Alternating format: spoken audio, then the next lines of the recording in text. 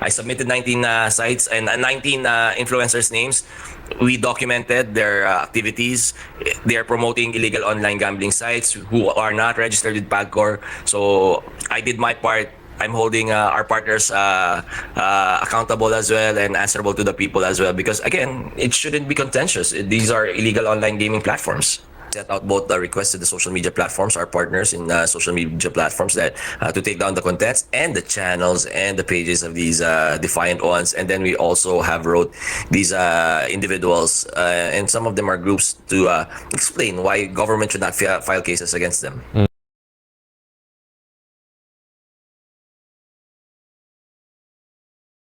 As far as CICC is concerned, we focused initially first on the illegal platforms. Then when we got that system down, we have like around 25, around 15 to 20 requests per day to block the sites of these illegal online gaming platforms. Then we focus on the proliferation, the mechanism for proliferation and promotion of these sites. So we focus on the influencers that are promoting these illegal online gaming platforms. So yes, we gave out a deadline last week, and I'm happy, really happy and appreciative that initially it was 80% that complied with the initial request. Now we monitored as time goes by. We're nearing 90%, because we're going down the list, and we noticed that almost all complied with the request, but there are still some that are very defiant of the request. So we sent out both the requests to the social media platforms, our partners in social media platforms, that to take down the contents and the channels and the pages of these defiant ones. And then we also have wrote these individuals, and some of them are groups, to explain why government should not file cases against them. At least for the 20 plus percent, as you mentioned, just a rough estimate. Yes. Asik, if they continue to be defiant, what specific actions, legal actions, can they face? Well, we would be filing cases against them first and foremost. Like I said, we noticed that these unregulated, unlicensed gaming platforms have the appearance, or we have reason to believe that these are rigged. So if these are rigged and can be manipulated, then everyone who plays with these platforms are subject to are victims of estafa, and we can file cases of large scale estafa or syndicated estafa, which, as you know, makes is really a non-bailable offense. So these influencers can be charged as co-principals of these of the crime of either syndicated or large scale estafa. Then you still have other cases under the revised penal code with regards to illegal gambling. Then you have special laws, especially 10175, which is Cybercrime Prevention Act of 2012. Then you still have administrative cases when it comes to the violations of the regulations for these online gambling. So there are a slew of cases that can be filed simultaneously with each other, and these are the things that these influencers might be facing.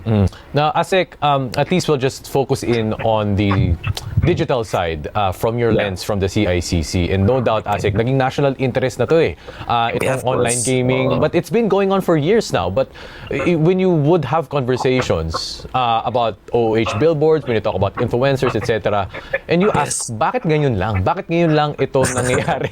Diba? Basic question, but it has gone to a point where addiction and mental health, etc., it's really causing lives of individuals and families. Asik. Well, first and foremost, it's I don't know, but from my perspective, when I sat down as the head of CICC, this is one of the focus crimes that I promised to deliver, that I would take action on. So I'm barely 4 weeks in, or 3 weeks in, yeah.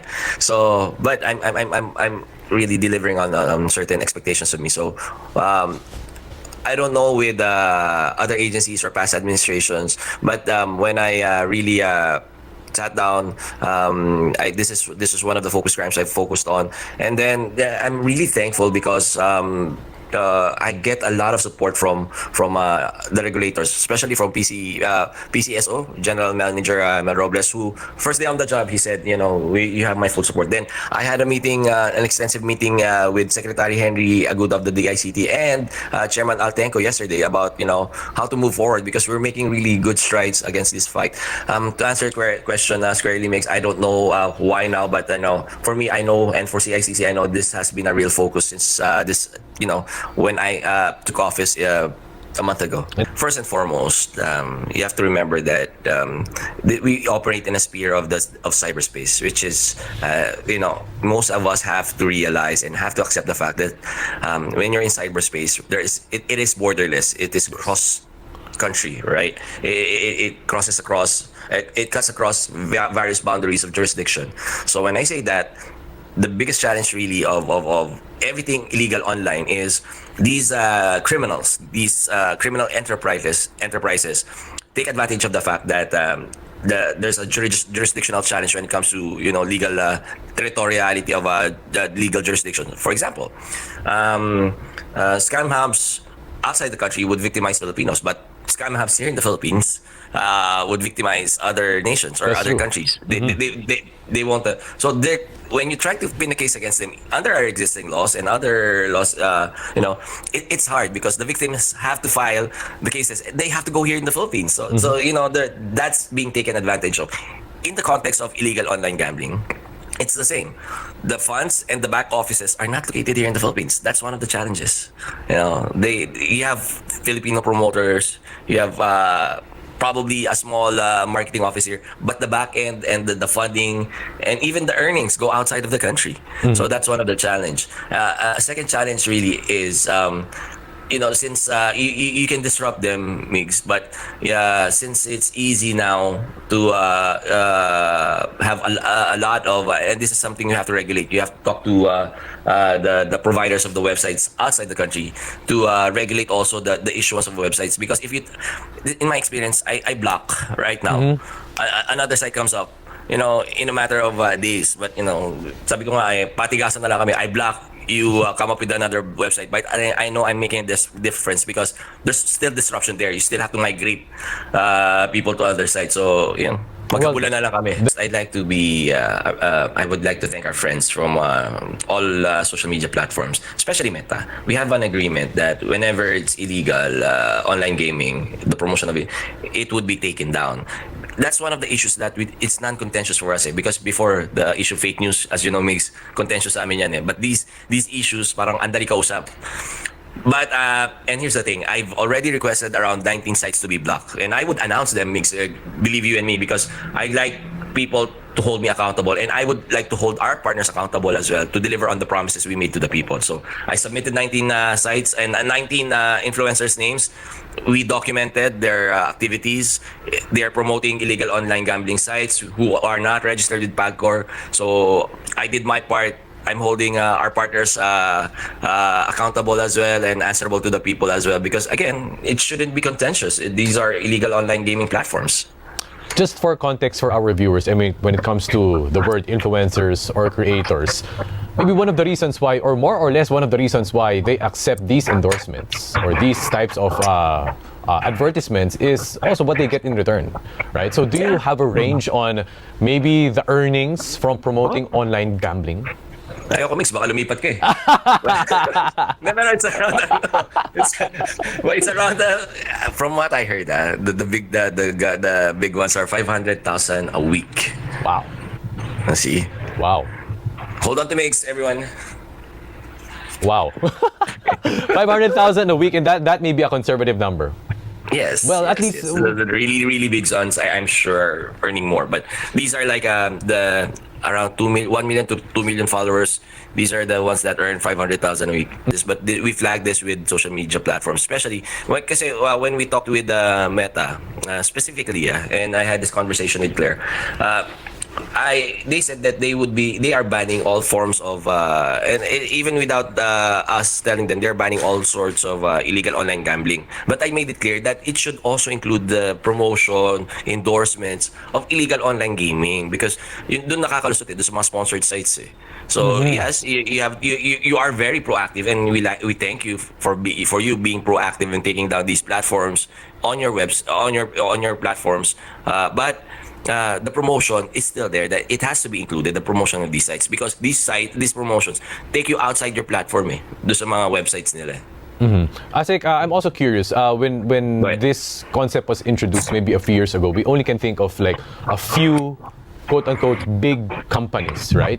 But when you really do a deep dive now, bakit ang dami na bigla ng mga kung sino kung ano-ano mga klaseng mga kumpanya? I mean, where did this all come from and how did this happen? Well, most of them are really from outside the country. Yeah. Even the legal ones, you can see it, diba?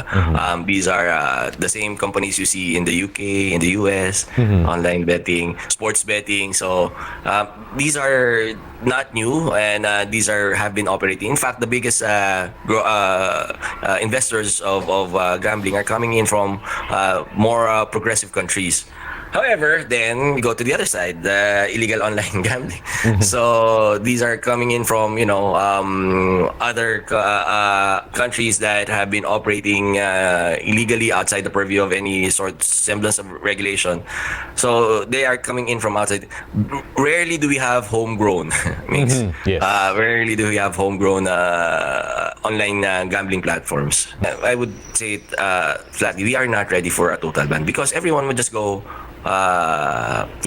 unregulated, or they would just go illegal. I say that because again, we are not ready to go after these illegal online gaming platforms outside the country. That's the simple reality of it. We can disrupt them, block every time, but the problem with our law enforcement agencies is who would they go after if now it becomes cross border. Yes. So I think we're not ready. And second, I think we can do. I think the program of Chairman Altenco, and we agree. Me and Secretary Henry Aguda agree with the program of President and Chairman Altenco, that we just bring him to the fray, and they would do it anyways, but why not bring them in so we can regulate them, make sure that the public is safe, that they won't be cheated when it comes to the gaming platforms.